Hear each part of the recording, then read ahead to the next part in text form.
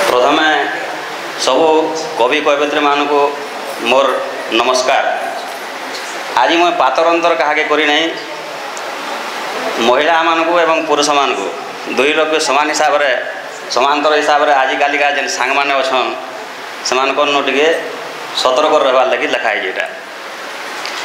खुए पीए बेकारी करावे निजे हो भल खुए पीए बेकारी करावे निजे हो भल एंता सांग ठानु दूरे रही संसार भितर चल एंता सांग मान दूरे रही संसार भितर चल आगे कहीदेवे बहादुरी कथा पछाड़े करबे चुगली आगे कहीदेवे बहादुरी कथा पछाड़े करबे चुगली बाटे घाटे तोते हिनिस्ता करावे पारबुस कैसे सांगे भूली असुविधा पड़ले दूरे जीवे नाई करन तोते आहा असुविधा पड़ले दूरे जीवे नाई करन तोते आहा धनी धनी माने एक जीवे गरीब नहीं पाए रहा ठकी खाबाटा तांगर गुटे पेशा है नाई पान तोते भल